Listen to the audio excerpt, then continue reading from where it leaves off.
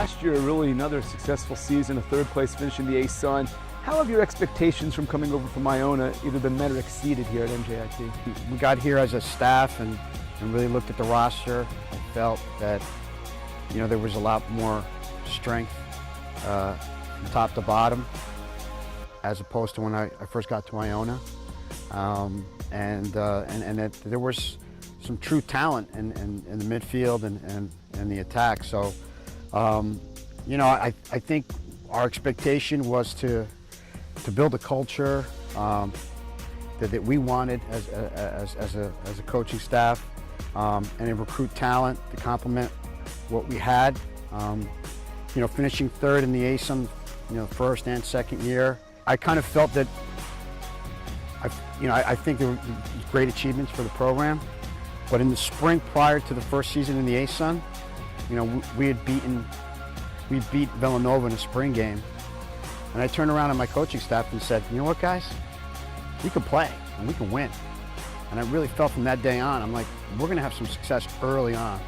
And it happened to be. You mentioned the culture of the program. How would you define it? What would be that definition for the MJIT men's program? I think the culture is always coupled with, what the school offers, what as a university, what's its mission statement.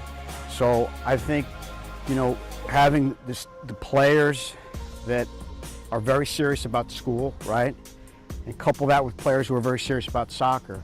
And they, it tends to, a lot of times tends to be hand in hand. A kid who's has a high work rate, demands a lot of himself, and just has high expectations to improve in every facet of his life. And I think that's where we want to start. A player like that brings both that academic profile and soccer profile to the table. I like the determination you kind of exude that with this team that's gone far. Talk about your philosophy and how that parlays into what you preach and how you handle your business. I'm definitely not an idealist as a soccer coach in terms of my philosophy and my teachings to the team. And it's all about being collective, and then the individuality, talent comes out and can help you. But it's all about collective play, and what we do at training is very repetitive, and we do it over and over and over. So the guys understand it. So there's no change to it, because college soccer, is 11 weeks, 12 weeks, and to change anything can really disturb, your flow, your collectiveness. So we train every day. We use the same terminology so the kids understand. We don't want anything from you that we haven't trained. All we want from you is what we trained and what we've spoken about at training and in the locker room. How would you define yourself as a coach? I'm definitely an idealist. All right, I believe in a certain way to play the game. I'm a very possession attack oriented coach. I believe that if you don't score, you don't win.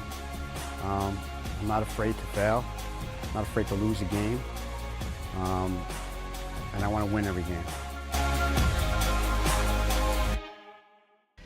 But we're young, so I think in scrimmaging Maryland, Lafayette and Marist, 3 scrimmages in 14 days is just, we need to play together. We need to be together.